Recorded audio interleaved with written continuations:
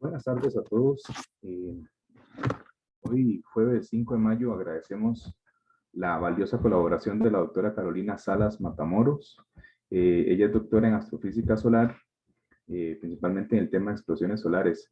Ella se dedica a lo que es la radioastronomía solar y el clima espacial, forma parte del CINESPA de la Universidad de Costa Rica, es directora del Planetario de San José también. Y pues bueno, ¿verdad? Agradecemos mucho que el día de hoy va a estar presentándonos una charla sobre el tema de evolución estelar. Así que sin más, perdón, le damos la palabra aquí a Carolina. Hola, buenas tardes a todos. Bueno, primero que todo, muchachos, sí me gustaría que a como surjan preguntas o algo así, que me las hagan de una vez, ¿verdad? Para no esperar hasta el final. Entonces, que sea como, como algo un poco más dinámico, ¿verdad? Entonces, nada más quería ver si puedo compartir pantalla. Ah, En principio ya se podría. sí, ok, vamos a ver. Es que em, no los puedo ver, o sea, por algo muy extraño de Zoom, si lo pongo digamos, en presentación, en modo presentación, no puedo ver a nadie. Entonces, nada más les pido ahí, por favor, no, ya los veo, ya los veo. Entonces, todo bien. Bueno, muchachos, sí quisiera que interactuáramos un poquito. Entonces, antes de empezar con el tema de evolución estelar, sí me gustaría que ustedes me dijeran qué es una estrella.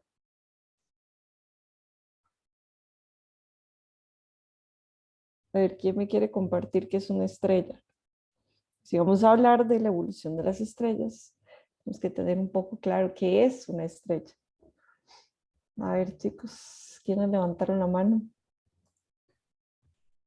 Tengo a Jean-P. Sí, Juan Pablo, ¿será? no, es Jean Paul, pero de todos modos, Jean Paul, ajá. sí. Y después Santiago y Derek, me parece. Dígame, Jean. Eh, bueno, al menos yo definiría una estrella como una bola gigantesca de gas, hidrógeno, que está en constante fisión nuclear, sobre todo en las partes del centro, del núcleo, donde los átomos están tan juntos que hay mucho choque entre estos átomos y entonces se combinan en helio y entonces hay una reacción que genera mucha energía y entonces eso es una estrella, un montón de explosiones nucleares de Ok, hidrógeno. gracias, Jean-Paul. Santiago, Para mí una estrella es, pues sí, un conjunto de masa que se vuelve esférica por la cantidad de masa que hay, la cual está constantemente fusionando cuatro átomos de hidrógeno en uno de helio y si no me equivoco, también neutrones remanentes y pues ciertas partículas después de bastante tiempo salen del núcleo y de la zona convectiva y radiactiva hacia afuera y pues bueno, pueden salir ya sea en llamaradas solares o también en fotones, ¿verdad? Entonces, pues sí, básicamente es como una ola de gases que constantemente se están fusionando, que pues emite luz y emite calor también. ok. Derek, Bueno, y con Jean Paul y Santiago, una estrella es una inmensa cantidad de masa, no necesariamente tiene que ser de un tamaño fijo, porque puede variar mucho el tamaño, que se podría decir, porque está aceptado en la sociedad decir que es de gas, pero en realidad su estado normalmente es estado de plasma y está constantemente liberando energía, que es lo que nosotros percibimos como luz. ok. Muchas gracias, chicos. Vamos a ver, resulta que yo había buscado la definición de estrella en, en la Real Academia Española. Y entonces, ¿qué creen que dice la Real Academia que es una estrella? Una de las definiciones, ¿verdad? Dice que una estrella es cada uno de los cuerpos que brillan en la noche, excepto la luna. Wow, eso para mí fue impactante, ¿verdad? Porque esta definición, prácticamente cualquier cosa que esté brillando en la noche, ¿verdad? Va a ser una estrella, según la Real Academia, según esta definición, ¿verdad? Tiene varias, pero esta me impactó bastante. Entonces, en astrofísica vamos a definir una estrella como grandes cuerpos celestes compuestos de gases calientes. Ahora sí, alguien decía por ahí que estaba aceptado por la sociedad decir, ¿verdad? Pero que estaba en plasma. Bueno, es que hay gases calientes y hay plasma, ¿verdad? Ahora, la fusión de los diferentes elementos va a depender de en qué momento de la vida esté la estrella, ¿verdad? Entonces, hay muchos conceptos por ahí que vamos a ir puliendo a lo largo de la charla, ¿verdad? Por eso me interesa que hagan las preguntas necesarias. Que emiten radiación electromagnética, ¿verdad? Por ahí decían que emiten luz y que emiten calor, claro que sí, pero el espectro electromagnético es más que esas ondas, ¿verdad? Que es en la luz visible o el infrarrojo, va muchísimo más que eso, emiten en toda la longitud de onda del espectro. Especialmente luz, ¿por qué? Porque eso es lo que nosotros percibimos mayoritariamente, lo que percibieron los antiguos desde aquellos tiempos, ¿verdad? Como resultado de las reacciones nucleares, esto es muy importante, para que exista una estrella tiene que haber reacciones nucleares en su interior y están compuestas principalmente de hidrógeno y helio. ¿Por qué decimos principalmente? Bueno, porque resulta que por todo el proceso que ha ocurrido en el universo de enriquecimiento del medio, pues una estrella también puede contener otro tipo de elementos que llamamos elementos más pesados, que es cualquier elemento más allá del hidrógeno y el helio. Entonces, por eso decimos que tiene una cantidad variable de esos elementos más pesados. Cuando vemos en detalle las estrellas, pues dependiendo de qué tanto porcentaje de esos elementos están presentes, pues entonces vamos a ver qué tipo de generación, de qué tipo de generación es esa estrella, si se creó más allá en los orígenes del universo o más cercano temporalmente hablando, ¿verdad? Ahora, cuando hablamos de estrellas, por supuesto que vamos a tener la clasificación de las estrellas. Yo les puse esta imagen de Star Wars, ¿verdad? Puede ser que ustedes están muy jovencitos, ¿verdad?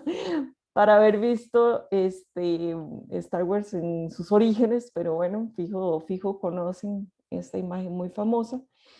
Tenemos dos soles, ¿verdad? Dos estrellas. ¿Y por qué puse esta imagen? Bueno, precisamente porque las estrellas, dentro de la clasificación de las estrellas, también las vamos a clasificar de acuerdo a cómo se observan en conjunto en el universo. Y la mayoría de las estrellas que nosotros observamos en nuestra galaxia son estrellas dobles. Entonces es bastante importante. Ahora, la clasificación de las estrellas las vamos a dividir en 4. No vamos a entrar en detalles porque eso ya sería todo un tema aparte, pero sí necesitamos tener claro esas 4 partes en las que vamos a clasificar las estrellas, porque de ahí depende la evolución de las estrellas. Entonces vamos a tener la clasificación dinámica por su característica física, por su clase espectral y por su luminosidad. La dinámica es precisamente si es una estrella que está en una fase más tranquila, más estable, y decimos que son estrellas normales.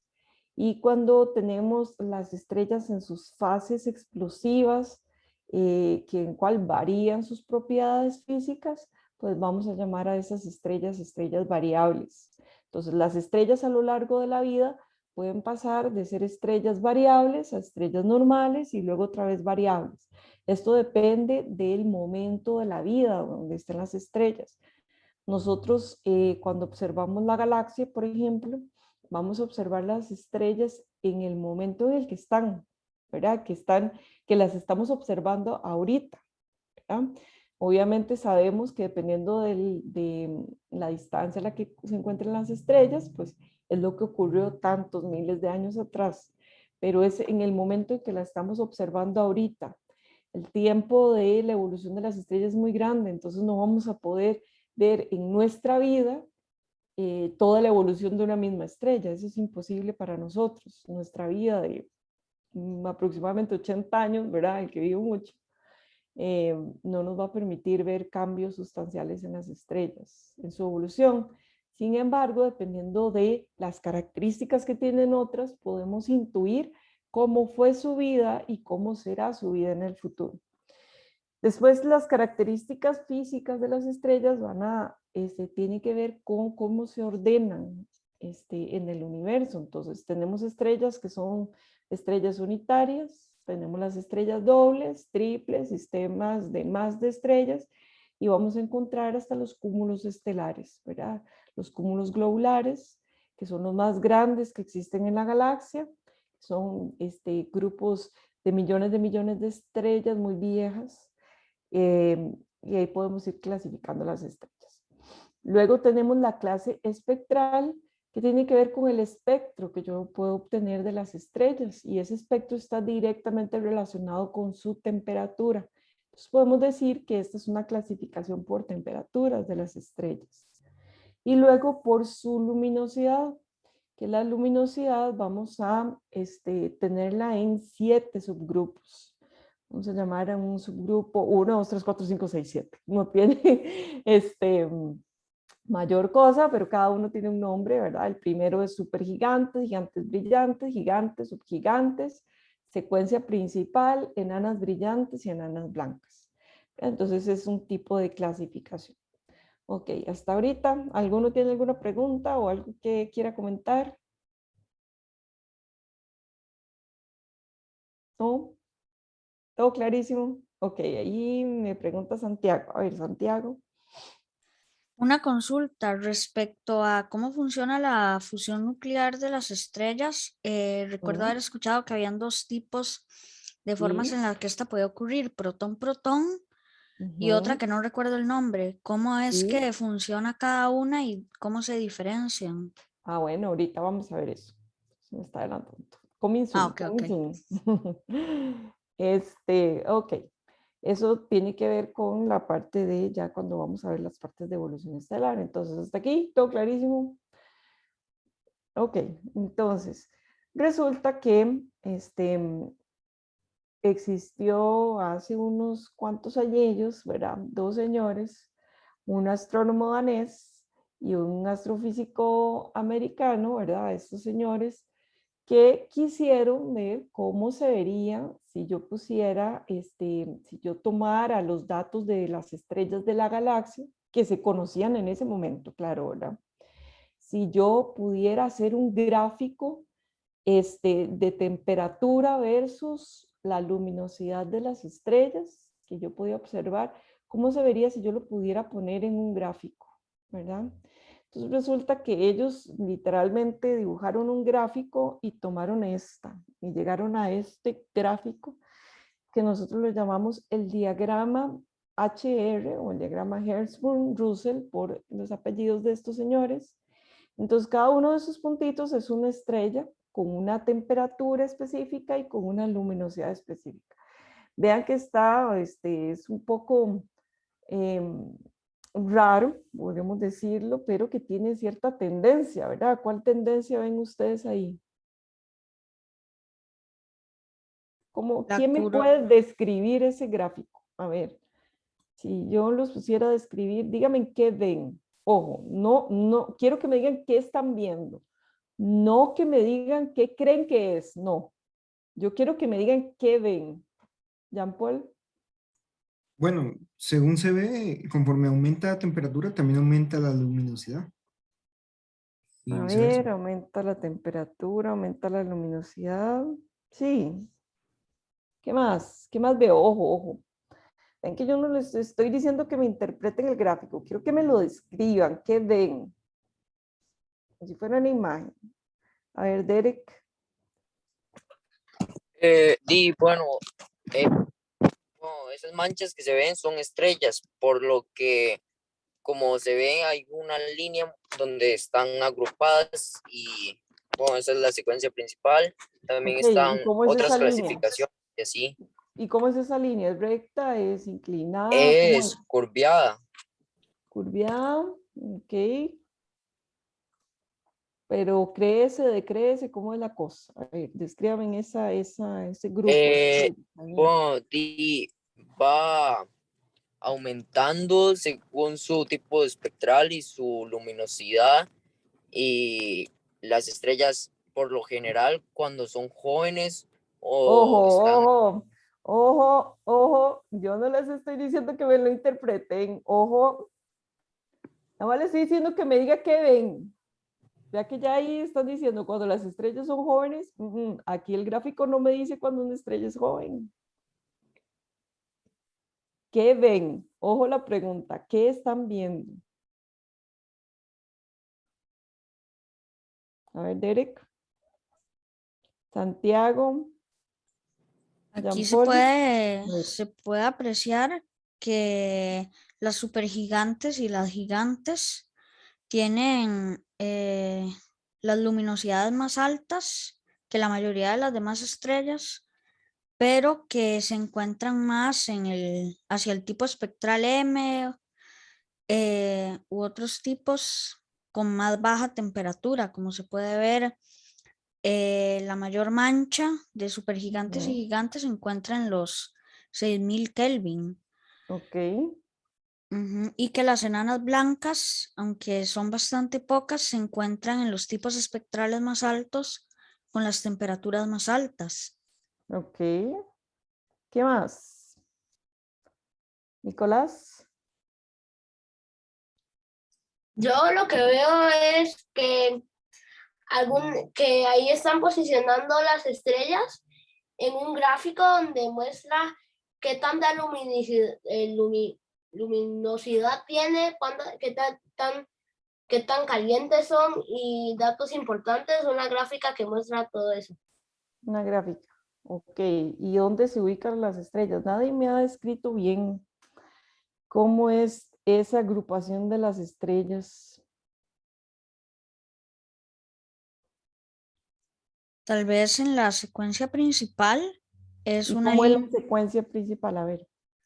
es como una curva que primero, digamos, en ambos extremos está como viendo a lados opuestos, o sea, está curviada a lados opuestos y también, pues bueno, depende de cómo se vea el gráfico, si de las temperaturas más bajas a las más altas, pero pues sí, si usamos la lógica del plano cartesiano, que es que uno va de negativos a positivos, es decir, de izquierda a derecha, se ve que la línea va decreciendo Ok. y se encuentra como casi que en todo el gráfico, pero una gran parte se encuentra en la mitad del gráfico. Ok. Entonces vemos prácticamente dos grupos de estrellas, este que está aquí, ¿verdad? O sea, que acuérdense que cada uno de esos puntillos es una estrella, ¿verdad? Entonces quiere decir que la mayoría de las estrellas de la galaxia se ubican ¿dónde? En esta, ¿verdad? En esta que le vamos a llamar la secuencia principal, en este grupo. Y luego aquí hay otro grupo, ¿verdad? Que están entre las supergigantes, que son las que tienen luminosidad más alta. Recuerden la clasificación por luminosidad. Y las gigantes, ¿verdad? Después aquí hay unas enanas blancas. Entonces, ¿cómo podemos decir qué es la luminosidad de las enanas blancas?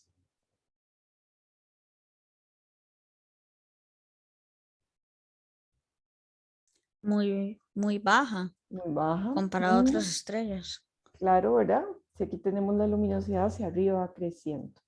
Entonces, este fue el gráfico original de estos dos señores, ¿verdad? Que tenemos que tener muy claro y muy de la mano porque esto nos va a ayudar para identificar las estrellas en su evolución, pero por supuesto que ahora existen diagramas HR, pues más bonitos, ¿verdad? Más coloridos, que nos dan un poco más de claridad, ¿verdad? De dónde se ubican las estrellas. Igual tenemos la secuencia principal, la tenemos aquí, y bueno, aquí tenemos los colores, ¿verdad? Diferentes colores. ¿Por qué?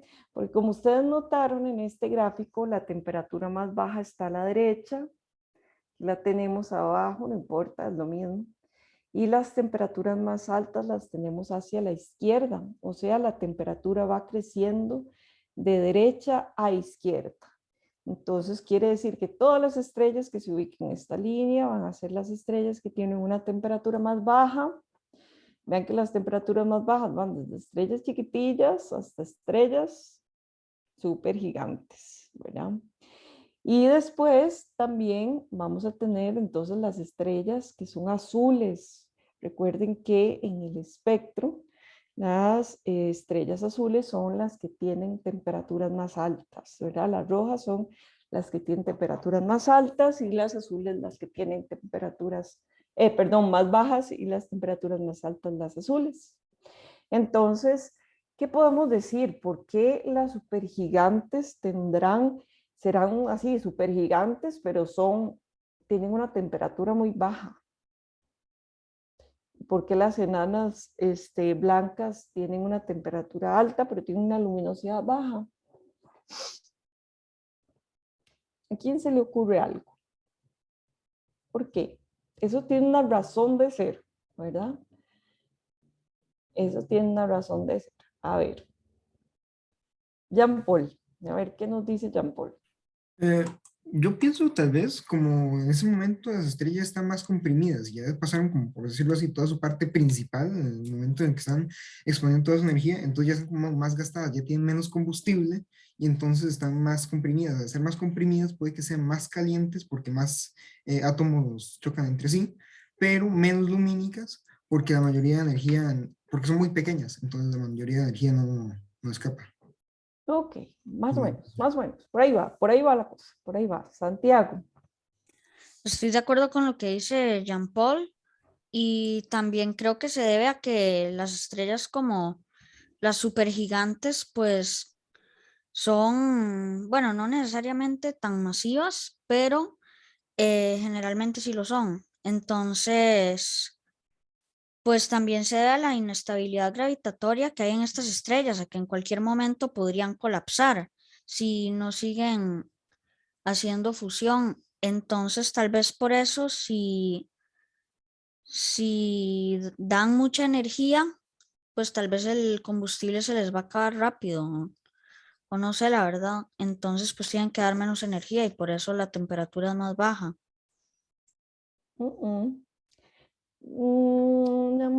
Más o menos, ¿verdad? O sea, aquí hay varios conceptos que están mezcladillos, ¿verdad? Entonces vamos a ir por partes, porque una estrella es tan grande, pero tiene tan poca temperatura, entonces una supergigante y tiene mucha luminosidad. Bueno, resulta que eso tiene que ver por cómo es la fórmula para calcular la luminosidad. La luminosidad depende del tamaño, o sea, del radio de la estrella, pero también de su temperatura. Entonces, si yo tengo una luminosidad muy alta, pero yo tengo una temperatura baja, necesito que la estrella sea muy grande para que me convence eso, ¿verdad? Entonces tiene que ver por eso. La luminosidad depende de ambos, de la temperatura y del radio de la estrella. Entonces, si la estrella, aunque sea de baja temperatura, si tiene una luminosidad alta es porque es muy grande, ¿verdad? Entonces está directamente relacionada. Ahora, el gráfico que vamos a, que se usa normalmente es un poco más claro, pero aún así no tiene esos colores que nos vayan a distraer, donde podemos encontrar algunos grupos, ¿verdad? De estrellas, los más significativos. Por supuesto que aquí podemos agregarle todos los demás, ¿verdad? Pero aquí tenemos la secuencia principal, las enanas blancas, las supergigantes. Después vendrían las gigantes brillantes, las subgigantes, las enanas brillantes y las enanas blancas, ¿verdad? Entonces podemos ubicarlos. Entonces vean que aquí abajo yo tengo lo que llamamos la clase espectral. Recuerden que yo les dije que la clase espectral estaba directamente relacionada con la temperatura, ¿verdad? Entonces, por supuesto, una estrella de clasificación M es una estrella que tiene una temperatura más baja. Una estrella de clasificación O es una estrella que tiene una temperatura más alta. Y ahí yo puedo comparar, ¿verdad? Una pregunta perfectamente puede ser un tipo de estrella y que le pregunten cuál estrella tendría una temperatura más alta. Entonces ya con la clasificación espectral podrían sacarlo. Ok, Derek, tenía una pregunta. Sí, perdón. Es que tengo la duda de por qué cuando la estrella está más abajo de la secuencia principal, como las nanas, la magnitud absoluta es más alta, pero la luminosidad más baja. ¿No deberían de ir relacionados? No, recuerden que la magnitud de las estrellas, entre más negativa es, más brillo tiene, ¿verdad? Entonces, unas estrellas de magnitud más alta son las estrellas que menos se ven. ¿Verdad? Entonces, yo tengo eso. Cuando yo tengo la magnitud, bueno, en este caso yo tengo la magnitud absoluta, pero la que yo veo a simple vista es la magnitud visual, que depende de qué tan largo está la estrella, ¿verdad? Entonces, ¿qué es lo que pasa con esto? Que por regla, ¿verdad? Entre más alta sea la magnitud, menos se ve la estrella, más tenue es. Y entre más negativa sea la magnitud, más se ve. De hecho, el Sol tiene magnitud visual, vea que esta es la absoluta, ¿verdad? La visual es de menos 20 y resto, ¿verdad? Porque yo ahora estoy viendo, es la estrella que más veo, ¿verdad? Entonces, por eso lo vamos a ver así, por eso no se contradice. ¿Ok? Derek, sí, ¿verdad? Ok. Entonces, pero bueno, también tenemos otras estrellas que tenemos que ubicar, que son las enanas negras y los agujeros negros. Esas estrellas no emiten nada, entonces esas estrellas no se pueden ubicar en el diagrama HR, no se puede. Pero si ustedes quieren ubicar las enanas negras o los agujeros negros, que son las estrellas muertas ya, tienen que sacarlas del diagrama. No pueden estar ahí, no tienen clasificación dentro del diagrama, porque el diagrama HR es una clasificación por luminosidad. Si no emiten, no tengo luminosidad. Sí, Santiago.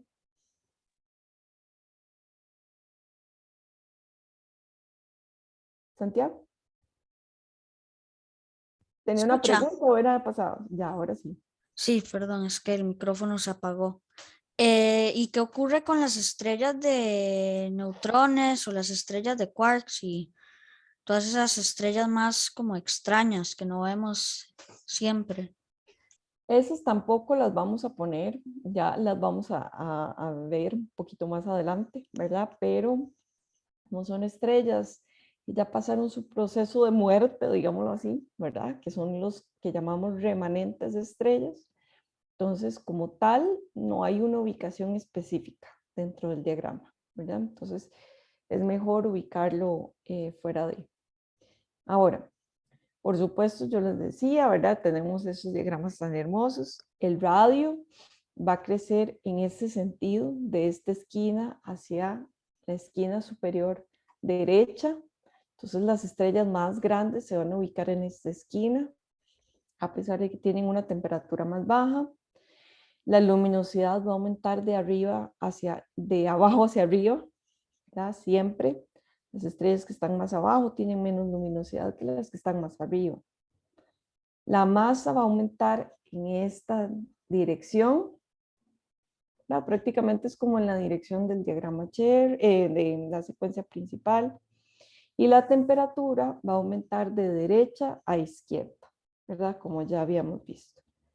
Este es otro tipo de diagrama HR en el cual yo estoy viendo por temperaturas, donde las estrellas rojas se van a ubicar aquí con temperaturas más bajas y las estrellas con temperaturas más altas en esta otra franja. Con respecto a su radio, entonces vamos a tener las estrellas más grandes en esta esquina, las más chiquititas en esta otra. Y bueno, ya una vez que tenemos claro más o menos cómo funciona el diagrama HR, pues vamos a entrar propiamente en la evolución de las estrellas. La evolución de las estrellas pues tiene que ver con este diagrama. ¿Por qué? Porque yo literalmente puedo escribir la línea de vida de una estrella en el diagrama HR. ¿Por qué? Porque el diagrama HR me va a indicar las zonas donde se encuentra la estrella o donde se encontrará la estrella en cierto momento de su vida. La evolución de las estrellas tiene estas partes, ¿verdad? Tiene primeramente su formación estelar, como su nacimiento. la evolución pre-secuencia principal, la evolución dentro de la secuencia principal, una evolución post-secuencia principal y sus etapas finales, ¿verdad? Son estas 5 etapas de la evolución de las estrellas. Todas pasan por esta evolución. Algunas más rápido, otras más lento, otras más sin gracia, ¿verdad? Pero todas pasan por esas etapas, ¿verdad? Ok, entonces vamos a empezar por la primera etapa, la formación de las estrellas. ¿Dónde se forman las estrellas? Las estrellas se forman principalmente en los brazos espirales de las galaxias espirales, ¿verdad? Entonces, vean que en esta fotografía podemos ver un núcleo que es como más amarillento y unos brazos que son más azulados. ¿Por qué? Porque las estrellas, cuando en los lugares de formación de las estrellas, yo puedo ubicarlo en imágenes por sus colores azules, ¿verdad? Entonces ahí podemos decir que es donde se están formando nuevas estrellas, en los brazos espirales de las galaxias, espirales, ¿verdad? Ok. Por supuesto que cuando nosotros estamos dentro de una galaxia espiral como la nuestra, ¿verdad? Nosotros no vamos a poder ver nuestra Vía Láctea de esta forma, ¿verdad? Sino que nosotros la vemos así. ¿Han podido ver alguna vez la línea de la galaxia en un lugar bien oscuro, en una observación nocturna? Lastimosamente no, es algo que quiero observar, pero nunca he podido. Bueno, es algo que hay que ver, ¿verdad? En algún momento se prestará el clima para poderlo observar. Y entonces, por supuesto que esta es una imagen en un desierto, ¿verdad? Y por supuesto que es una imagen de muchísima resolución y mucha exposición. Entonces, nosotros no vamos a ver así, ¿verdad? No vamos a salir en la noche y vamos a ver la línea de la galaxia así.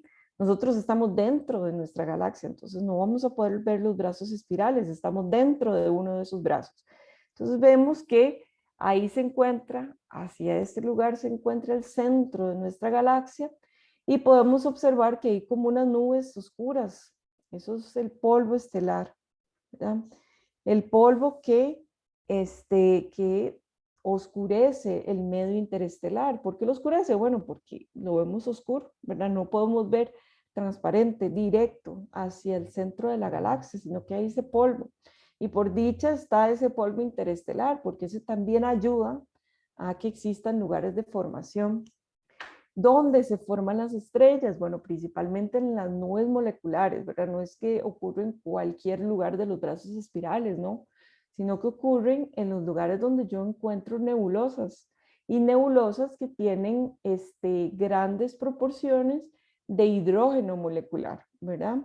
O sea, no solamente basta con que sea una nebulosa X, sino que tiene que tener hidrógeno molecular. ¿Por qué? Porque este hidrógeno molecular es de lo que va a formarse una protoestrella, ¿verdad? Que es como una estrella en sus inicios, una estrella que todavía no ha iniciado sus reacciones nucleares, ¿verdad? Entonces, uno de este tipo de formaciones de nebulosas, se llaman los pilares de la creación, lo llaman así a la nebulosa del Águila, precisamente porque ahí se forman muchas estrellas, ¿verdad?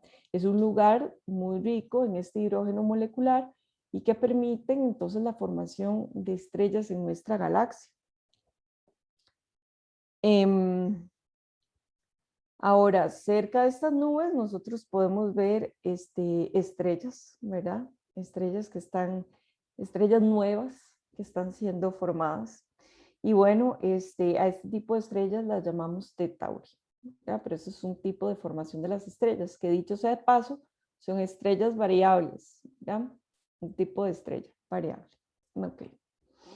Ya les decía que son estrellas variables, no vamos a entrar en muchos detalles respecto a esto, pero aún no la podemos considerar como una estrella en su sentido estricto de la palabra, porque si ustedes recordarán, la definición de las estrellas tenía que ver con sus reacciones nucleares en el núcleo, y estas estrellas aún no lo tienen, ¿verdad? Están en su etapa de formación. Podemos ver, para la formación de las estrellas tienen que cumplir con un criterio que se llama el criterio de Jeans. Este criterio de Jeans lo que me dice es qué tamaño mínimo tiene que tener una estrella dependiendo de su densidad. Entonces me va a dar un tamaño mínimo y una masa mínima para que se pueda colapsar esa nube por gravedad y pueda formar una estrella en el futuro. Ahora, ¿cómo es que pasa ese proceso? ¿O qué es esa protoestrella? Bueno, aquí podemos ver algunos de esos discos protoplanetarios, también lo podemos llamar así. ¿Por qué? Porque aquí se está formando la estrella, ¿verdad? Está colapsando esa nube de material, está colapsando. En el centro se empieza a formar esa estrella bebé y alrededor todavía hay ese material que da vueltas alrededor de esa estrella, de esa protoestrella. Y bueno, a veces no colapsa completamente ese material, sino que queda ahí y ese material se transforma o se forman los planetas y ahí tenemos los sistemas planetarios. Por eso es que a estos discos los llamamos los discos protoplanetarios, porque son los discos de material que en el futuro van a dar nacimiento a los sistemas planetarios. ¿Hasta aquí alguna pregunta, muchachos? ¿No? Ok, seguimos entonces. Bueno, ¿y cómo se forman estas estrellas? ¿Cómo llegamos a estos discos protoplanetarios? Bueno, resulta que yo tengo una nube muy tranquila en un sistema, ¿verdad? Normal, en un sistema con una temperatura constante, con una densidad constante, una nube muy tranquila, ¿verdad? Entonces vean que el dibujito hasta tiene una nube feliz, ¿verdad? Y esta nube, que está muy homogénea, pues de pronto ocurrió una inestabilidad. O sea, algo produjo una inestabilidad en esa nube tranquila y feliz. Como todo lo que ocurre en astrofísica siempre es debido a una inestabilidad, ¿verdad? Entonces, ¿cómo ocurre esta inestabilidad? Bueno, puede ser, por ejemplo, una explosión de supernova cercana. ¿Verdad? Entonces, ¿qué es lo que pasa? Que hace que la densidad de la nube cambie, por ejemplo, ¿verdad? O empiezan a cambiar ciertas propiedades de esa nube. Entonces, cuando ese equilibrio de la nube se rompe, entonces la masa, ¿verdad? En ciertos lugares, pues va a cumplir con este criterio de Jeans, que recuerden que tiene que ver con la cantidad de masa mínima para que se forme una estrella, que este señor ya lo calculó, ¿verdad? Y es 0.08 veces la masa del Sol. Vean que es menos que la masa del Sol, sin embargo es mucho más que la masa de Júpiter, por ejemplo. Entonces por eso es que Júpiter no llegó a ser estrella, porque no cumplía con este criterio. Entonces, cuando en esa región tienen esta inestabilidad y cumple con este criterio de Jeans, de esta masa, de 0.08 veces la masa del Sol, esto es muy importante, porque eso es una pregunta típica. ¿Cuál es la masa mínima que puede tener una estrella? Es 0.08 veces la masa del Sol o masas solares. Y entonces ahí empieza a incrementarse la temperatura en el centro. ¿Por qué? Porque por gravedad la nube empieza a colapsar. ¿Y qué es lo que pasa? Bueno, que en el centro se empieza a comprimir esa nube cada vez más. Resulta que ese colapso gravitacional al principio es de temperatura constante, pero va a llegar un momento en que el centro va a estar tan comprimido y tan denso que la temperatura en el centro, por supuesto que va a aumentar. Entonces ya la temperatura en el centro y en las afueras va a ser diferente. Por eso decimos que la temperatura ahora no es isotérmica, ¿verdad? O sea, la temperatura ya no es isotérmica en ese colapso.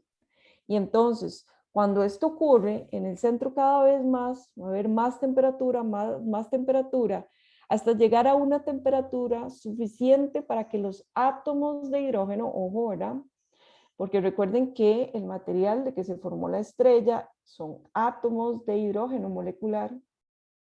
Esos átomos de hidrógeno molecular se rompen, ¿verdad? Vean que no es fusión, es romper los átomos. La nube está rompiendo los átomos, la temperatura es suficiente para que se rompan. Eso se llama una disociación de los átomos de hidrógeno, que es diferente a la fusión, ¿verdad? Y entonces, eso lo que hace es que, bueno, ese rompimiento de los átomos me va a producir una presión hacia afuera Y entonces esa presión hacia afuera me va a detener que las capas exteriores sigan cayendo gravitacionalmente, pues si no se comprimiría eternamente, ¿verdad? Entonces, ¿qué es lo que me detiene? Bueno, esa presión que hace ese rompimiento.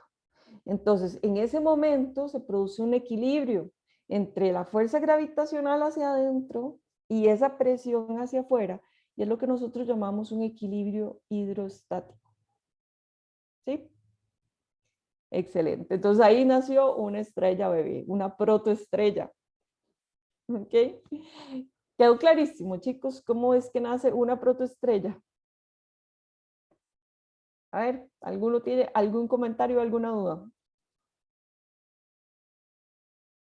No, ¿No? de momento no. Todo bien, ok. Y entonces, cuando yo tengo eso, pues entonces ya empiezo a ver estos discos protoplanetarios, que son los que tengo aquí. ¿Verdad? Eso es un zoom de la nebulosa de Orión. ¿Verdad? Entonces ahí podemos observar esas estrellas que están naciendo, ¿verdad? Que se están formando apenas y que tienen a su alrededor pues ese material que todavía no se ha comprimido o no se ha transformado en planetas, ¿verdad? Entonces, tenemos ese equilibrio, por supuesto, es caótico, ¿verdad? Es caótico, por eso es que en el principio de la formación del sistema solar, por ejemplo, cuando observamos o cuando hablamos de la teoría de la formación de la luna y que hablamos de que la luna, un objeto le arrancó un pedazo a la Tierra y que de ahí se formó la luna, ¿verdad? Esa es una de las teorías, pues a uno le parece muy raro si uno lo ve ahorita, ¿verdad? O sea, como que le va a pegar a uno, a la Tierra ahorita, un objeto le va a pegar y le va a arrancar un pedazo. Pero si nosotros nos ponemos en el contexto de la formación del sistema solar, era completamente caótico, ¿verdad? Porque es un montón de material colapsando, un material muy caliente dando vueltas y compactándose para formar los diferentes cuerpos del sistema solar, hasta llegar a tener pues, el sistema solar que tenemos hoy en día o los sistemas planetarios que se observan en otras estrellas. ¿Ya? Okay. Estas son algunas evidencias de ese tipo de formación estelar, ¿verdad? Que son imágenes y que además son simulaciones, ¿verdad? Que se han hecho con diferentes observaciones y diferentes líneas, bueno, regiones del espectro, vamos a decirlo así. Ok, entonces esa es la primera fase. Ya la estrella nació y ahora la estrella va a evolucionar en esa etapa presecuencia principal. La estrella va a querer alcanzar su equilibrio y llegar a ser una estrella normal. Es como la etapa adulta de un ser humano, ¿verdad? ¿Qué hay en la etapa adulta de un ser humano? Antes de la etapa adulta, ¿qué le pasa al ser humano? A ver, chicos, ustedes que están pasando por esa etapa. La ¿Qué etapa viene? pubertad.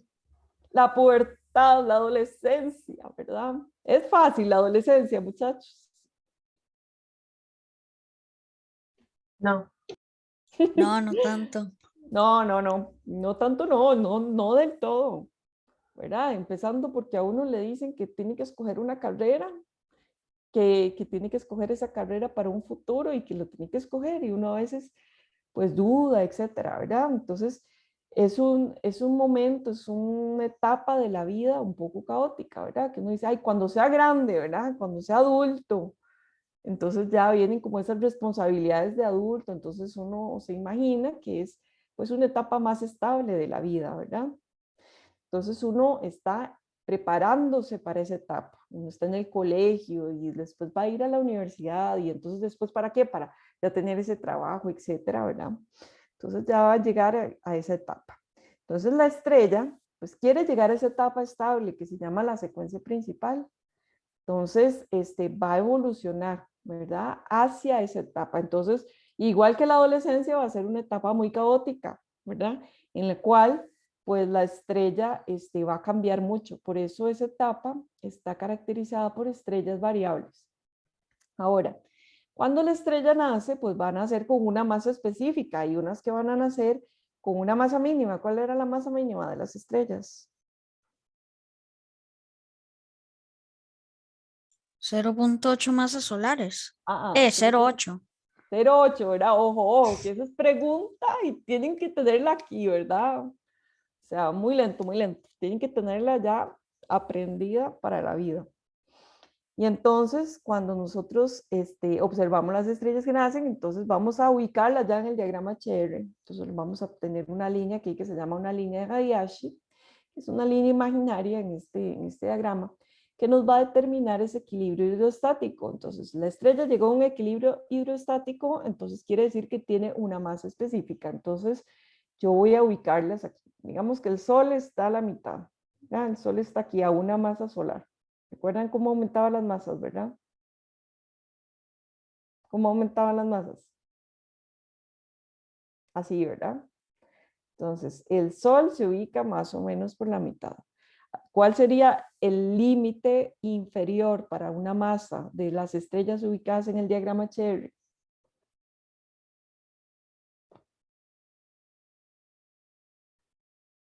Axel, me estoy viendo nombres al azar, aquí estoy preguntando. Axel, ¿cuál sería el límite inferior de la masa abajo? Lleva abajo. ¿Me podría repetir la pregunta, por favor? ¿Cuál sería la masa mínima? Que yo voy a poner una estrella aquí en este diagrama. ¿Cuál sería la masa que tiene la estrella menos masiva de todas?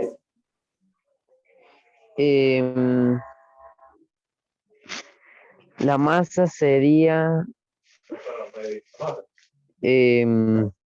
La menos masiva que yo pueda tener.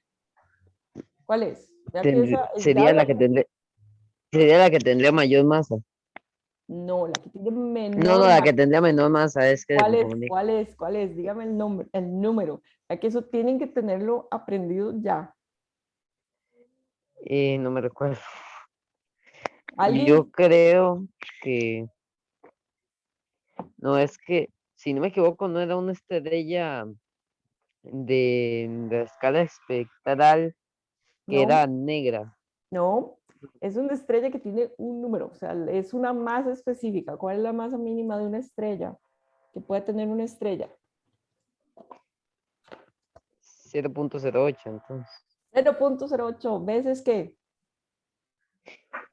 La masa solar. La masa del Sol, exactamente. Resulta que en este diagrama, pues vamos a poner unas estrellas que tienen masa de 20 masas solares. Hay diagramas HR con que se pueden incluir estrellas más masivas. Sin embargo, las estrellas más masivas tienen mayor inestabilidad. Entonces, va a ser un poco más complicado ubicarlas dentro de este diagrama HR. Por supuesto que hay otros diagramas HR, pues más detallados, ¿verdad? Que se utilizan en astrofísica. Pero en este caso vamos a usar eso. Entonces, quiere decir que yo puedo ubicar aquí las estrellas desde la menos masiva hasta la más masiva y ahí ir ubicando más o menos dónde estarían ubicadas las estrellas de acuerdo a su masa. Y entonces las estrellas van a empezar a evolucionar de acuerdo a su masa. Entonces vamos a dividir las estrellas de acuerdo a su masa porque la evolución de las estrellas la determina la masa de las estrellas. Esto es muy importante. No lo determina el tamaño ni la temperatura. Determina la masa de las estrellas. O sea, depende, la evolución de las estrellas depende de su masa. Entonces vamos a tener estrellas que sean menos, o sea, que tengan una masa inferior a 0.5 veces la masa del Sol. Vamos a tener otro rango de estrellas entre 0.5 y 2.5 veces la masa del Sol. Y vamos a tener otro rango de estrellas superiores a 2.5 veces la masa del Sol. Entonces, esos tres rangos tenemos que tenerlos muy claros, porque así va a evolucionar las estrellas, de acuerdo a eso. Entonces, resulta que las estrellas, de acuerdo a su masa, entonces van a ir, vamos a dibujar esa línea, literalmente vamos a dibujarla, hacia la secuencia principal. Recuerden que la secuencia principal es el estado más estable de la estrella. En la secuencia principal es donde empiezan las reacciones nucleares. ¿Ok? Donde empiezan las reacciones nucleares. O sea, la estrella se va a preparar para tener una temperatura específica en su centro para poder quemar hidrógeno a helio mediante la fusión nuclear. Entonces, dependiendo de las masas, ven que las masas más masivas van a tener una línea como más directa hacia la secuencia principal, y las estrellas que son menos masivas van a tener como una desviación más bien hacia abajo, ¿verdad? Una disminución de su luminosidad. ¿Qué pasa con las estrellas más masivas? ¿Cómo está su luminosidad en este proceso?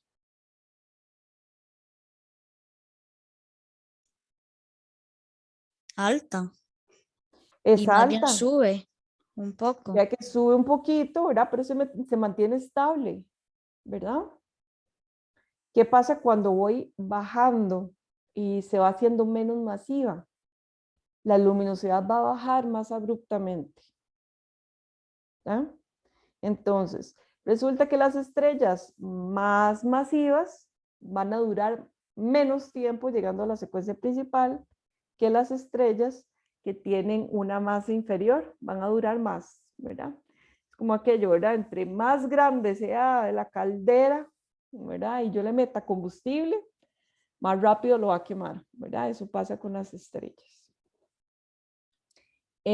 Sí, Axel.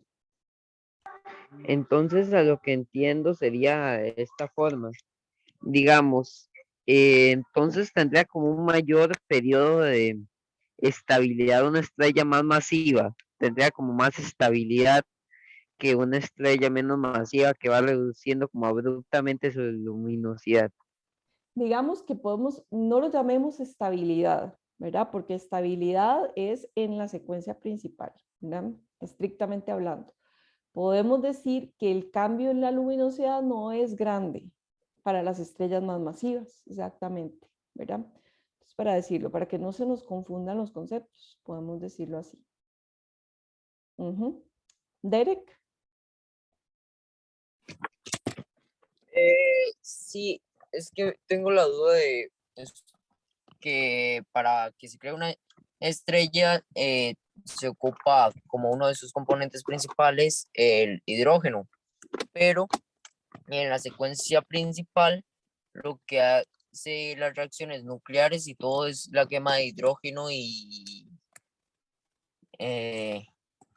helio era, perdón. A helio. A helio, ok. Entonces, cuando están quemando su hidrógeno y su helio, eso no implica que técnicamente estaría reduciendo su tamaño. Ok, ya vamos a ver eso. Ya casi viene. Porque eso es en la etapa siguiente, ¿verdad? La secuencia principal. Ok, entonces, este proceso de la presecuencia principal es que la estrella se está preparando para tener la temperatura específica en su centro para empezar a quemar reacciones nucleares, ¿verdad? Entonces, llegamos a la secuencia principal. Esta es la etapa donde se encuentra más poblada, o sea, las estrellas en nuestra galaxia, si recordamos el diagrama original de los señores, HR, pues era la etapa donde están la mayor cantidad de estrellas. Eso quiere decir que en nuestra galaxia la mayor cantidad de estrellas se encuentran en su etapa más estable o en la secuencia principal. Y por supuesto que estas reacciones nucleares pueden ser de dos tipos. Una que es protón-protón y otra que se llama carbono, nitrógeno, oxígeno. Alguien ahí había preguntado del por inicio, ¿verdad? ¿Cómo se llamaba la otra? Bueno, se llama el ciclo carbono, nitrógeno, oxígeno.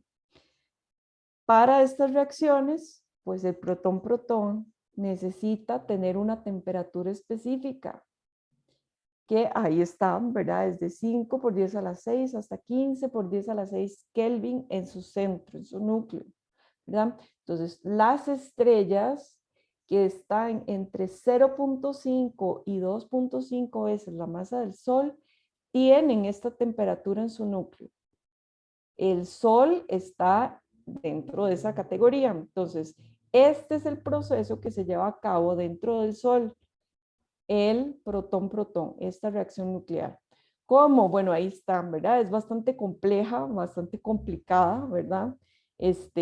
Toda la parte de la reacción nuclear, pero al final podemos decir que se transforma ese hidrógeno a helio, ¿verdad?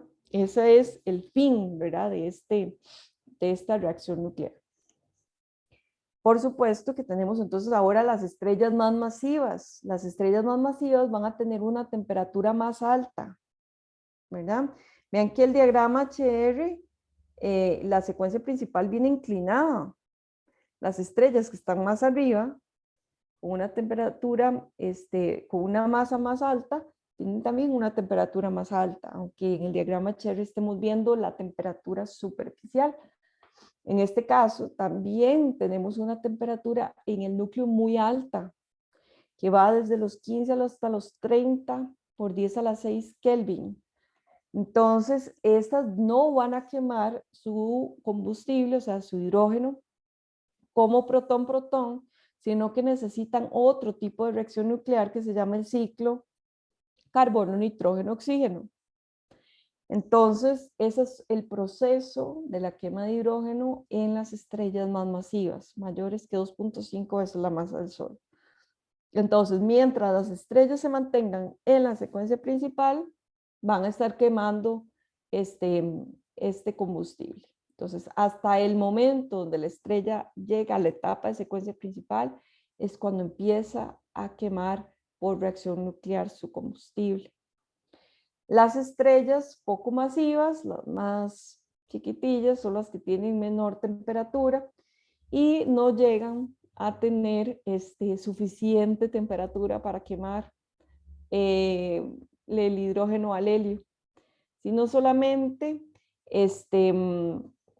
no van a tener suficiente temperatura para quemar más allá del helio, ¿verdad? Sino que van a transformar simplemente su hidrógeno al helio y ahí se van a quedar, ¿verdad? Entonces, su vida es muy larga, pero un poco aburrida, ¿verdad? Porque ahí ya, una vez que transforman todo su combustible en helio, pues se van enfriando y se van enfriando hasta que se transforman en esas enanillas negras chiquititas y ya, ¿verdad? Y se apagaron eternamente.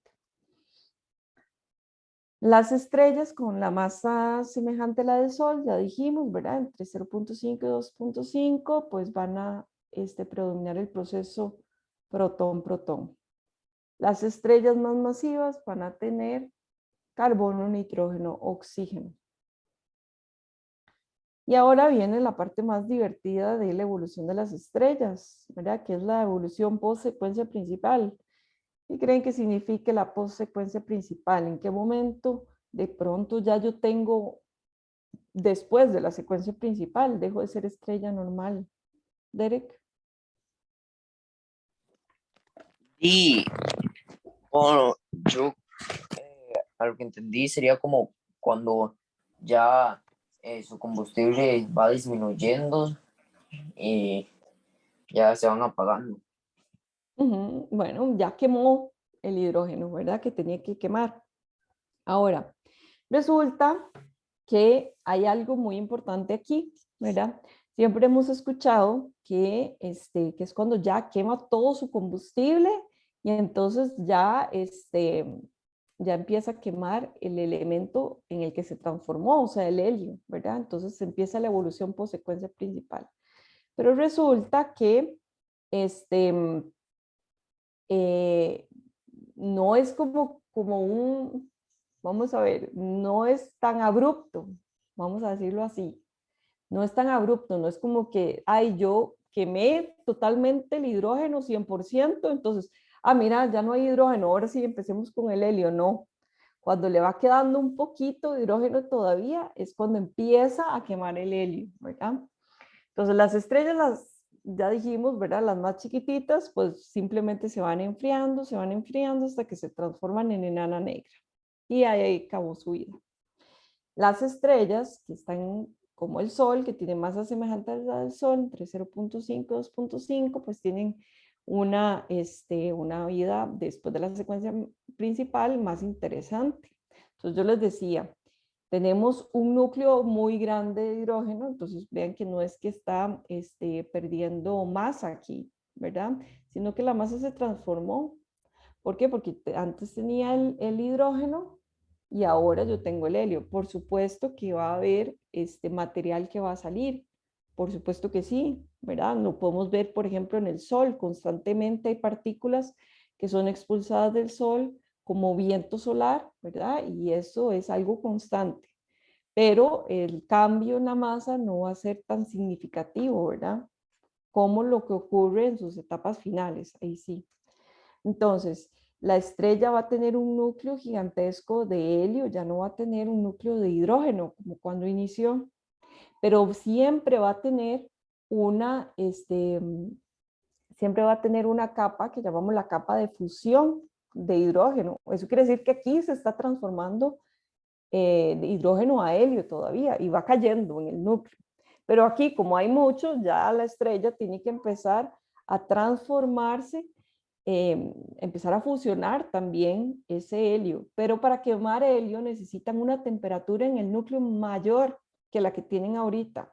Entonces lo que hace la estrella es ciertos procesos, otra vez, ¿verdad?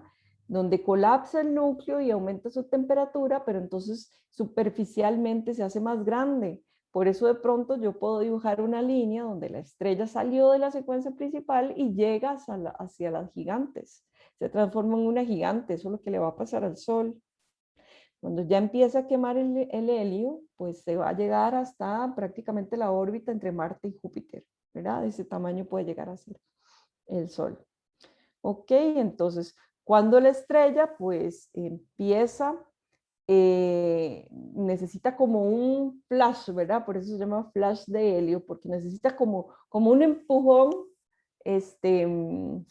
como una caldera, ¿verdad? Que está empezando con una temperatura más alta y entonces tira como ese flash y empieza entonces a quemar, llega a la temperatura suficiente para quemar el helio, ¿verdad?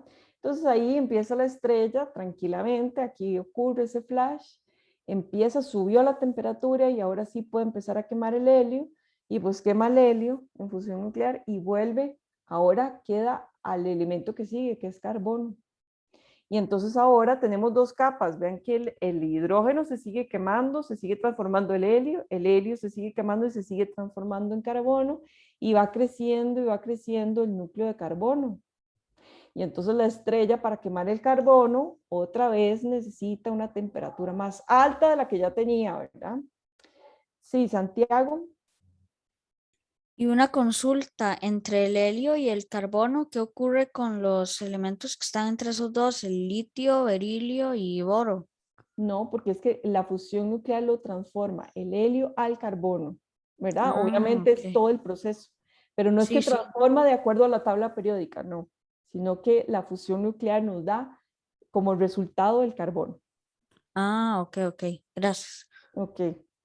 Y entonces, como ahora la estrella tiene un núcleo de carbono, quiere hacer lo mismo. Bueno, ya le resultó, ¿verdad? Al principio, que le dio como un chispazo, ¿verdad? Para aumentar un poco la temperatura y entonces quemar el hidrógeno.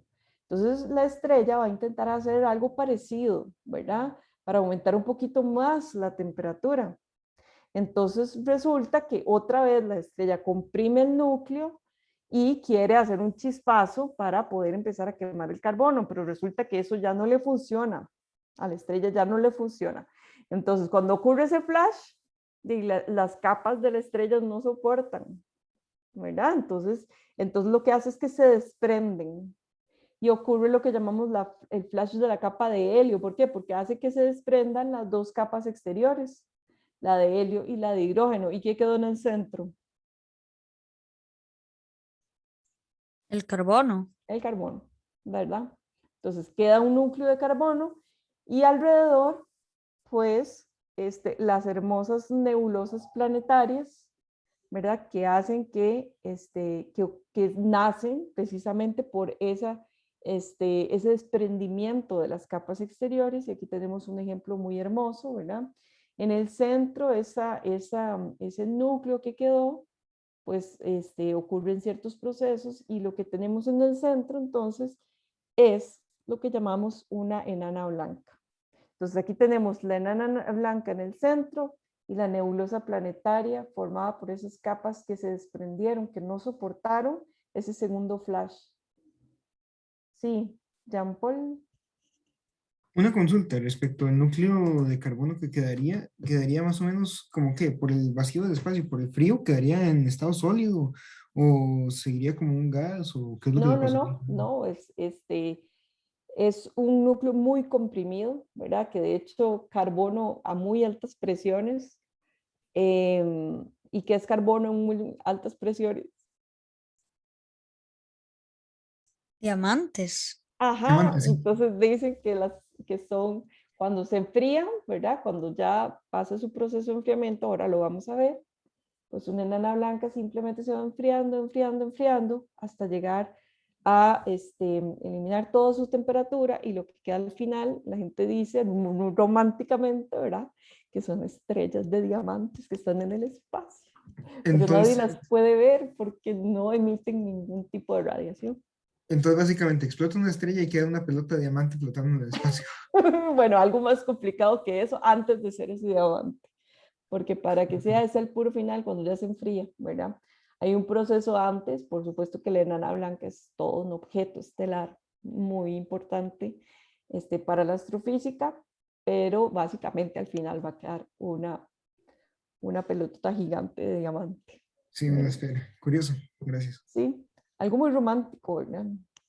Pero bueno, este es un ejemplo de esas nebulosas planetarias, que dicho sea de paso, le llamaron nebulosas planetarias porque cuando se observó por primera vez, se parecía a un planeta, ¿verdad? O sea, recuerden que los primeros telescopios no tenían la resolución que tiene el telescopio espacial con esta foto de aquí. Entonces ellos, el señor que los clasificó, pues les llamó nebulosa planetaria precisamente porque parecía un planeta. Era por su forma esférica. Bueno, este no tiene forma esférica, se llama la nebulosa de la hormiga, ¿verdad?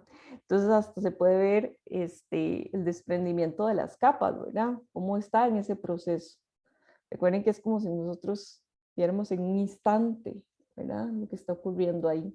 El proceso de la expansión de una nebulosa pues lleva muchísimos años. Ok, ¿qué pasa con las estrellas ahora que son más grandes que el Sol? O sea, tienen una masa superior a 2.5 veces la masa del Sol. Bueno, ocurre exactamente lo mismo, ¿verdad? Ven que está saliendo la secuencia principal. Eso quiere decir que tenía un núcleo de helio y una capa de fusión de hidrógeno todavía ahí en acción. Entonces resulta que la estrella nuevamente, ¿verdad? Pues hace lo mismo que la otra, ¿verdad? Básicamente lo que hace es que la estrella pues comprime su núcleo para aumentar la temperatura, porque ya les digo, para quemar hidrógeno, helio, necesitan una temperatura más alta todavía. Pero esta estrella, como muerta de risa, ¿verdad? Porque ella como es tan masiva y tan grandota, ¿verdad? Entonces ella, pues simplemente colapsa su núcleo y ya aumentó la temperatura, no necesita ningún flash como la otra sí, porque era una estrella pues con una masa ahí relativamente baja. Esas son masas muy grandes, entonces la estrella no necesita ese flash en el centro para empezar a quemar el helio. Y entonces ahí va quemando, ¿verdad? En su proceso. Ella llega, ¿verdad? Aumenta la temperatura, empieza a quemar el helio a carbono, se le acabó, o ya tiene suficiente carbono y quiere pasar al siguiente, pues hace lo mismo, ¿verdad? La estrella colapsa el núcleo un poco más, aumenta su temperatura y ahí va. Y como esa estrella es muy grandota, muy masiva, entonces ella no necesita ningún proceso explosivo. Entonces ahí se da lo que se llama la fusión de todos los elementos, que se llama la nucleosíntesis. De ahí nacen muchísimos de los elementos de la tabla periódica, ¿verdad? Por eso este proceso en estrellas masivas es muy importante para el enriquecimiento del medio en el universo, ¿verdad? Ahí es donde nacen los elementos más pesados de la tabla periódica. Y ahí se va quemando hasta que resulta que llega a el elemento más pesado que pueda tener esa estrella, que es el hierro. El hierro es un elemento muy estable para la estrella. Ven que ya se hizo grandotota, se hizo súper gigante, ¿verdad? Y ya fue quemando esos elementos, que lo podemos ver aquí como un zigzag en la rama de las supergigantes. Y entonces se va creando cada vez más ese núcleo de hierro, hasta que la estrella, pues obviamente va a querer quemar el hierro y ya no es tan fácil. Entonces, ese proceso de querer aumentar su temperatura, pues va a desencadenar una gran explosión que se llama una explosión de supernova tipo 2, ¿verdad? Hay dos tipos de supernova y esta supernova de la explosión de una estrella masiva, cuando llega a quemar su último elemento, que es el hierro, o sea, cuando ella quiere quemar el hierro, pues se produce esta explosión, que es una explosión de supernova tipo 2. En el proceso, por supuesto que se recombinan elementos y demás y van formando así también otros elementos de la tabla periódica. Por eso es que el proceso en las estrellas masivas es tan importante para el universo y para la astrofísica en general. Y bueno, ahí tenemos entonces, después de esta explosión, pues lo que queda es una nebulosa también, ¿verdad? Que es una nebulosa remanente de supernova. Esta es una de las más famosas, ¿verdad? Que se llama la nebulosa del Cangrejo, en el cual se ve demasiado linda, ¿verdad? Por supuesto, en el telescopio espacial. Y es una de las más famosas. En el centro hay una estrella de neutrones. Y eso nos lleva a la última etapa de la evolución de las estrellas, que son su final, o en que va a terminar las estrellas, ¿verdad? Y le llamamos los remanentes degenerados de las estrellas, ¿verdad? Es un nombre muy fancy, ¿verdad? Pero básicamente tenemos dos tipos, ¿verdad? Uno, van a ser las enanas blancas, que va a ser el remanente de la estrella que quedó de cuáles estrellas serían estas. A ver, es el final de qué rango de estrellas, qué masas. Derek. Bueno, si recuerdo bien, son masas iguales o inferiores a la masa del Sol. ¿Cuál? Rangos, muy importantes los rangos, ¿verdad?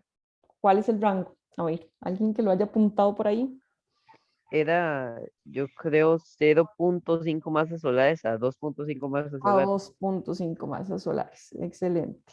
Y bueno, entonces la estrella de neutrones van a ser para las estrellas más masivas, ¿verdad? Mayor que 2.5 veces la masa del Sol, entonces vamos a tener pues una estrella de neutrones. Ahora, ¿qué pasa? Hay algo muy importante, ¿verdad? Que en la explosión de supernova, las estrellas van a expulsar aproximadamente el 30% de su masa, ¿verdad? En esa explosión. Tengan ese dato por ahí. Resulta que las estrellas, vean que son estrellas muy grandes, ¿verdad? Estrellas súper gigantes. Y entonces las estrellas de neutrones van a ser estrellas muy, muy comprimidas, ¿verdad? Estamos hablando de estrellas que van a tener un radio muy, muy, muy, muy pequeño comparado con las supergigantes que eran, ¿verdad? Entonces, pues, por una condición de física, pues ellas van a tener que dar vuelta más rápido de lo que daban vuelta cuando eran supergigantes, ¿verdad? Básicamente piensen, ¿verdad? Que una estrella supergigante ahí va rotando sobre su propio eje con cierta velocidad, pero cuando después de la explosión de supernova tiene que seguir con la misma, con el mismo velocidad angular. Entonces, ¿qué es lo que pasa? Pues va a tener que dar vuelta más rápido.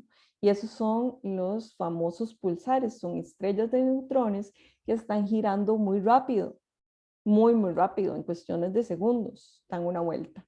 Entonces, porque son estrellas que tienen un campo magnético muy fuerte, que tienen expulsión de partículas, ¿verdad? En sus polos, entonces lo observamos como un tipo de radiación pulsante, ¿verdad? Por eso se llaman pulsares y son muy famosos en radioastronomía.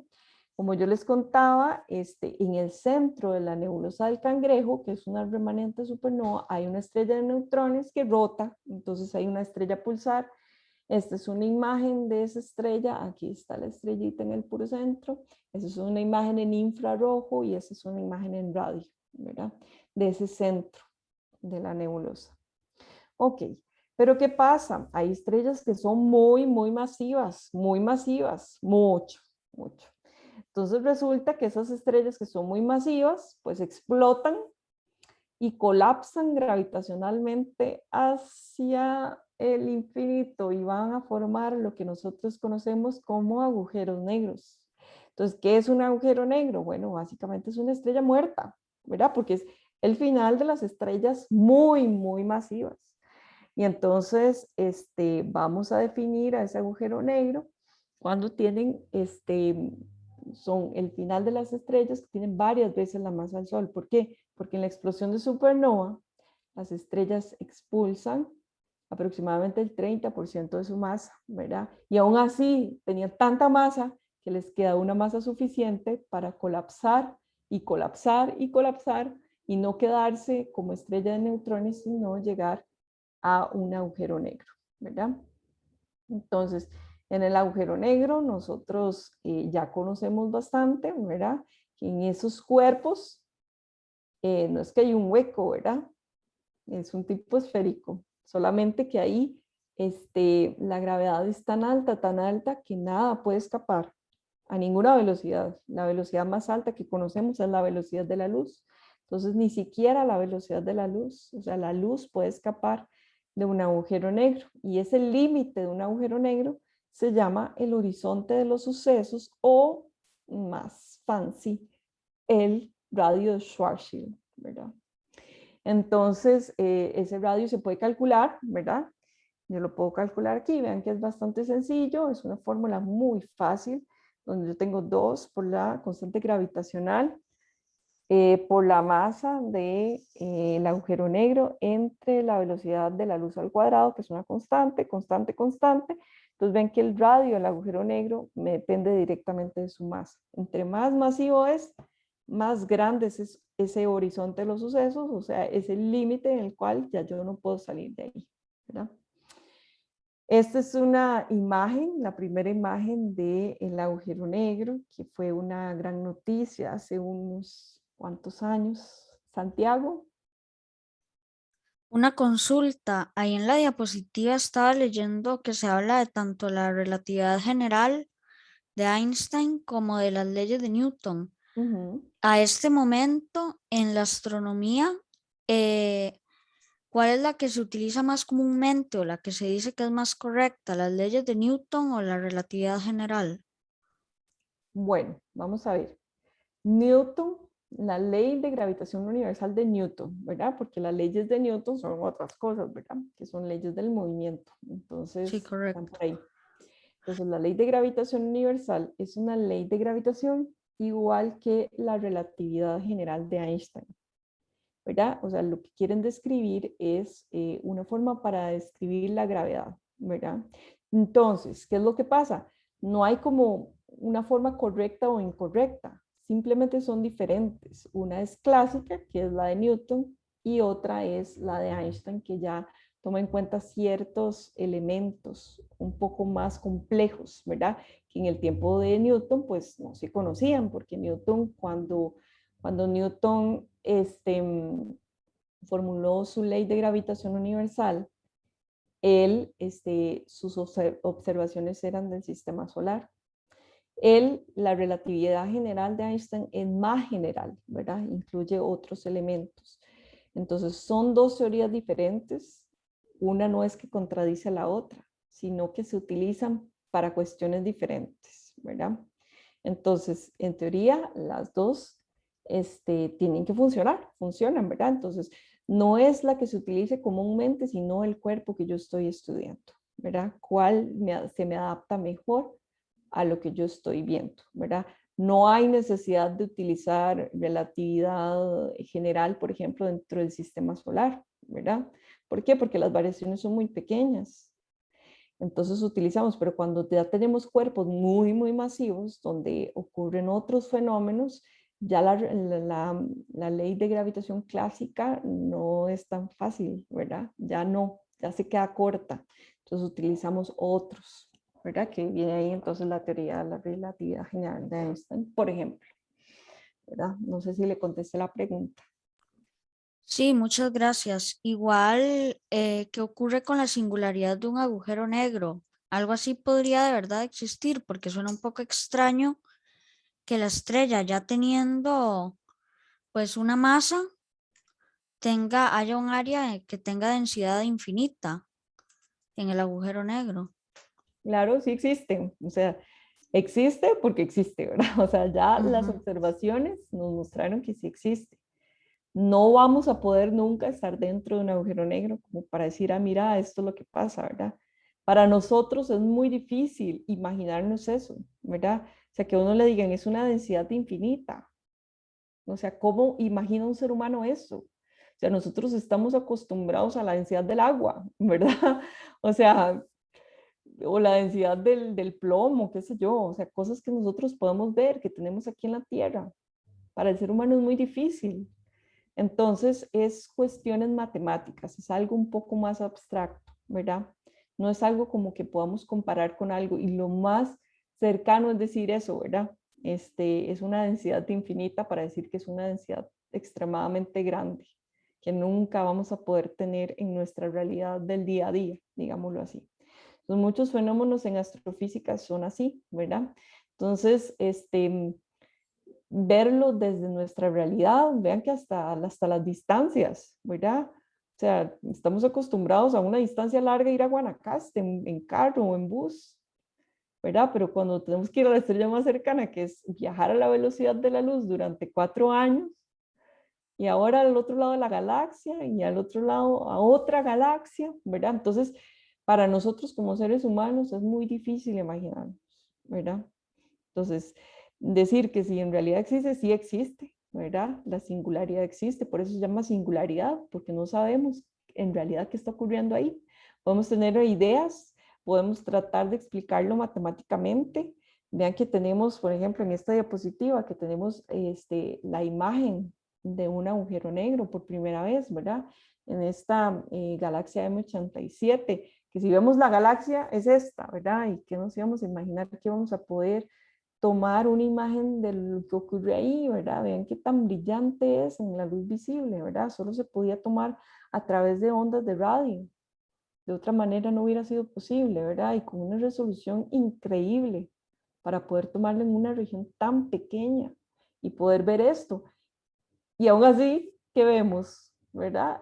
El horizonte de los sucesos, ¿verdad? O sea, nunca vamos a poder estar ahí adentro, ¿verdad? Eso va a ser prácticamente imposible, ¿verdad? Por muchas cosas, incluyendo los fenómenos que pueden ocurrir adentro de un agujero negro, ¿verdad? Entonces, muchas de las cosas se hacen teóricamente, matemáticamente, y se observan, ¿verdad? Porque lo que los modelos y demás arrojan que se tenía que ver de esta forma y en realidad así se vio.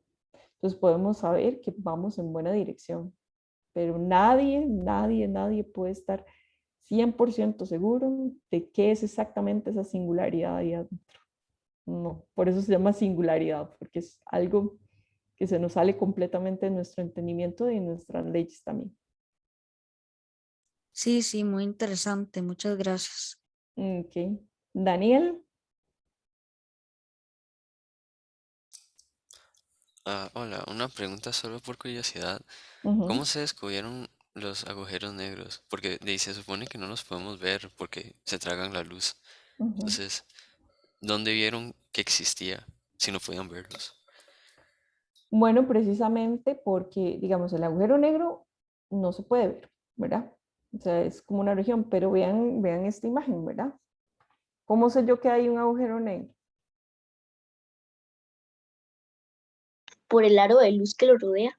Ajá, eso se llama un disco de acreción.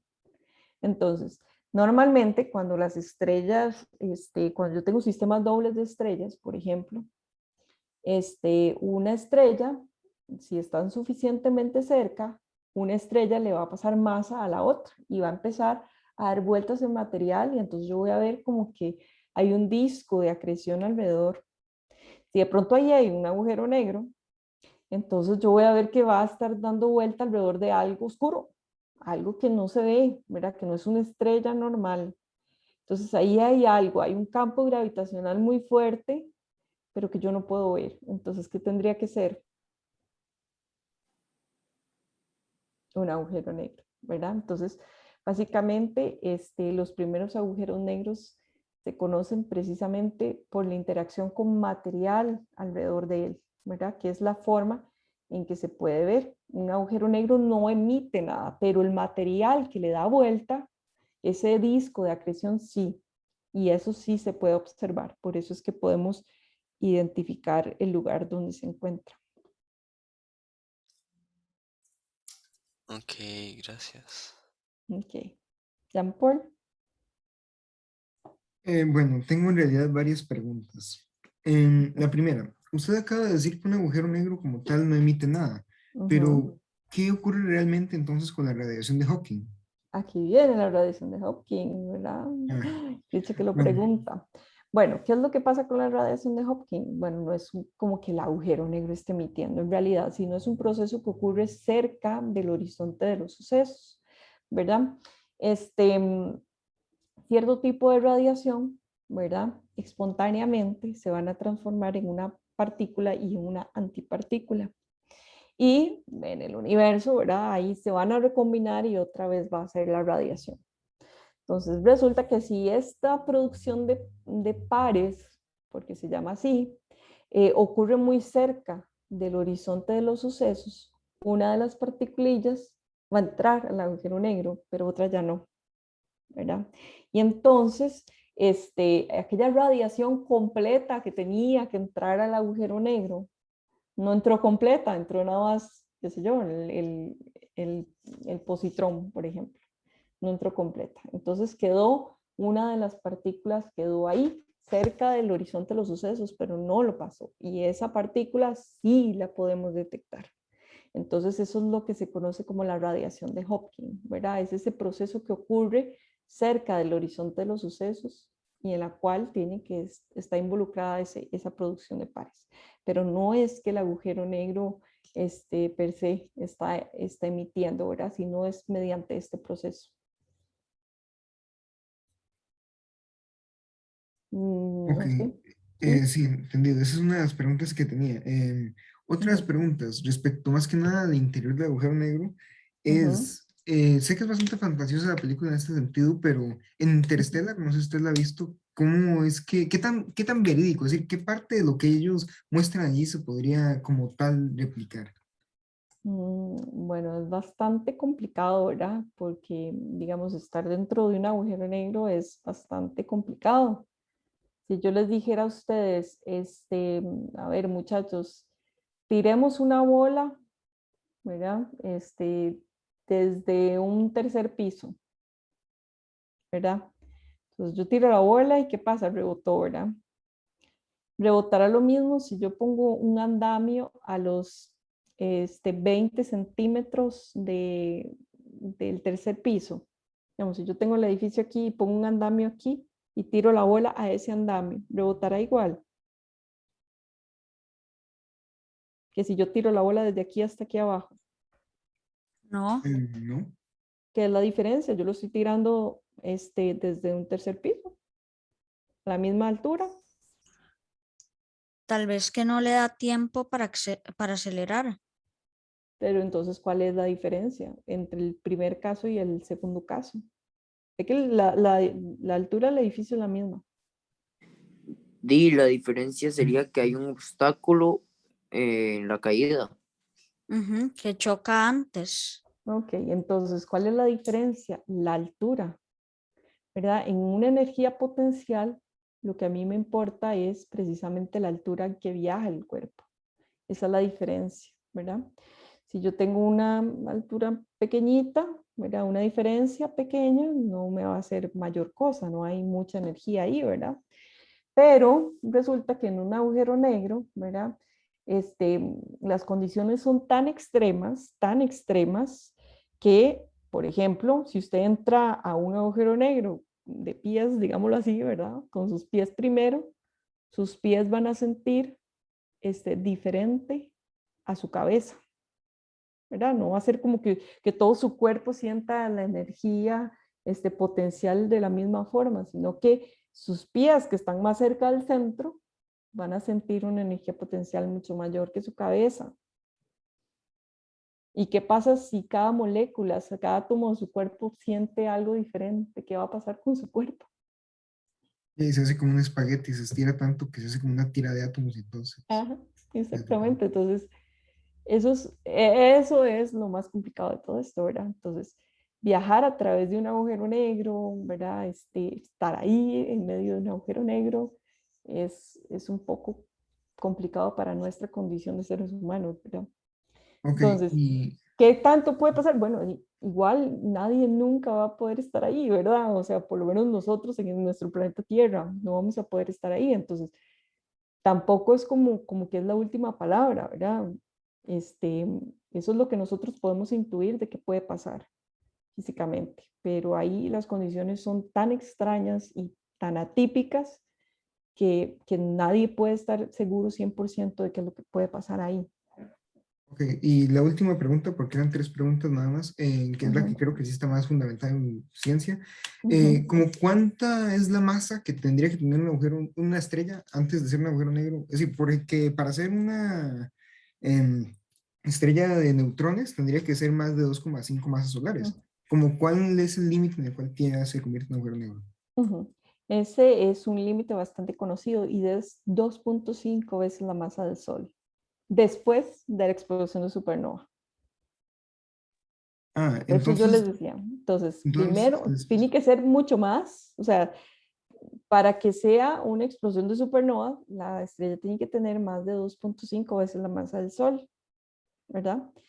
Pero la estrella tiene que ser mucho más masiva, digamos 5 veces la masa del Sol, para que quitándole aproximadamente el 30-40% de su masa, que es lo que pierde en esa explosión, aún así quede con masa suficiente para que se transforme en un agujero negro. Ese se llama el límite de Chandrasekhar. El ok, de entonces, Chandrasekhar, disculpe, el de Chandrasekhar no era para una enana blanca antes de que ésta colapsara y creo que era de 1.5 masas solares. Sí, pero es Ahí, que, ujú, ujú. vamos a ver, es que eso sí ya es un poco más complicado porque ya tendría que entrar en la parte de la degeneración de los electrones y los neutrones, ¿verdad? ¿Eso qué es? Bueno, que en las enanas blancas, este, los electrones son los que me van a sostener el colapso gravitacional y en las estrellas de neutrones son los neutrones, ¿verdad? Entonces, ese límite de Chandrasekhar lo que me dice es cuál es el límite que puede soportar uno o el otro, ¿verdad? Ah, ok, ok.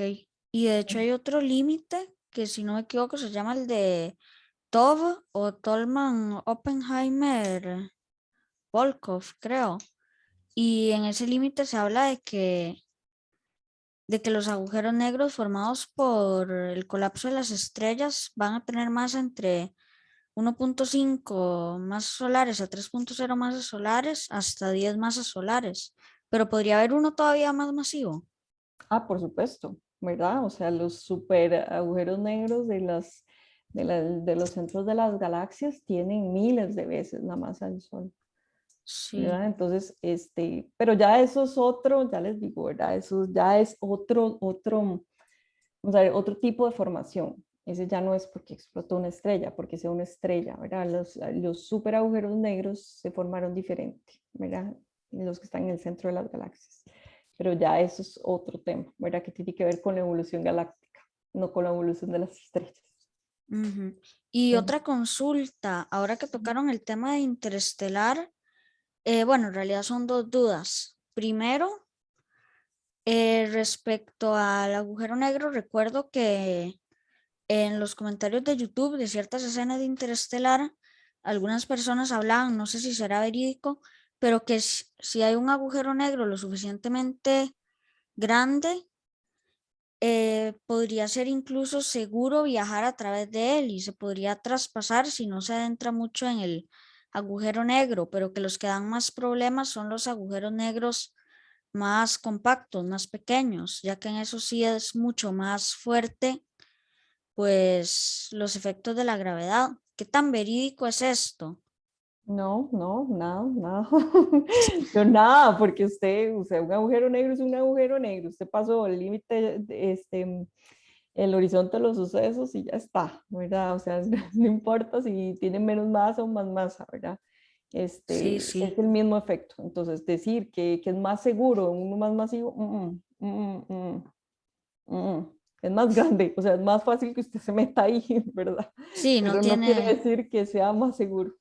no tiene mucho sentido, pero igual por eso mismo lo preguntaba.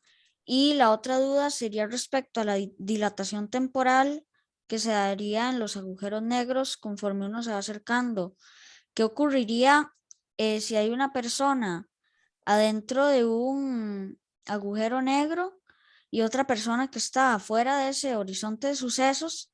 ¿Qué vería la persona que está afuera y qué vería la persona que está adentro? Y recuerdo que en un artículo de BBC también se hablaba de que se crearían dos realidades. Para la persona que está afuera, uno se quema y se pulveriza, y para la persona que está adentro, uno sigue cayendo adentro del agujero negro. Entonces, ¿qué ocurriría?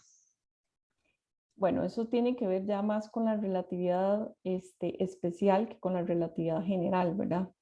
En ese caso es porque el marco de referencia es muy importante, ¿verdad? Juega un papel importante. Entonces, la persona que está afuera simplemente va a ver que la persona se mueve más lento hasta que ya no se movió más, ¿verdad? Se quedó como estancado, ¿verdad? Como congelado. El otro, pues, va a ser su realidad normal, ¿verdad? Él va a ser como que si de pronto le siguiera, ¿verdad? Como dice usted, ¿verdad? Como si se fue cayendo el agujero negro, pues se va a seguir cayendo el agujero negro. Para él no hay diferencia, ¿verdad? Pero para la persona que está afuera, sí, porque cambió, ¿verdad? Sería. Ah, sí, muchas gracias. Pero Ok. digamos, ¿qué ocurre con eso que se hablaba en ese artículo de la BBC? O sea, al final, ¿qué pasó? ¿La persona se No quemó, se sé, es que tendría incineró? que ver, es que tendría que leer el artículo de la BBC, no lo he visto. Qué pena. Sí, sí. No, no hay problema, pero sí está interesante. Ujú. Ok, Derek y Jean Paul, porque yo creo que ya tenemos que ir terminando, muchachos. Bueno, mi duda es que usted había mencionado que los agujeros negros no emiten ninguna energía ni radiación entonces, ¿qué sucede si un agujero negro absorbe, qué sé yo, un planeta? Estos sí emiten radiación y energía. Entonces, ¿qué sucede con esa radiación o energía? ¿Se dispersa en el horizonte o No, qué pasa? no. Primero que todo, los planetas no emiten ningún tipo de radiación. Ellos reflejan la luz del sol, nada más, ¿no? Ah, ok. Y bueno, lo atrapa y lo atrapó, digamos, aunque digamos, fuera otra estrella, por ejemplo, y ya no se va a ver más la estrella, ¿verdad? Cayó dentro del agujero negro y listo. O sea, la radiación va a quedar adentro, digámoslo así. Vamos a ver, en un caso muy hipotético que nosotros pudiéramos sobrevivir, digamos, todo el sistema solar, por ejemplo, no nos daríamos cuenta que estaríamos en un agujero negro, ¿verdad? Porque para nosotros el sol seguiría emitiendo, nos seguiría llegando, pero fuera del sistema solar ya no nos podrían ver más. Ok, entonces sería como que hay una capa que taparía la emisión de radiación de... Mm, es que no es una capa, es más complicado que eso, ¿verdad? Tiene que ver con la gravedad, ¿verdad? O sea, es como que la luz quiere salir y como que la gravedad lo tiene atrapado y no deja. Y usted empieza a correr como quien corre por una banda, digamos, y está sostenido por detrás. Usted piensa que está avanzando, pero no está avanzando, ¿verdad? Se mantiene en el mismo lugar. Digamos que podríamos verlo algo así. Ok, gracias. Ok. Ok, chicos, vean, aquí les dejo también un resumen de la evolución de las estrellas, ¿verdad? Que tiene que ver con las masas de las estrellas, con cuáles son los procesos y demás, como a modo de resumen. Entonces, no sé, Denis, Juan Carlos.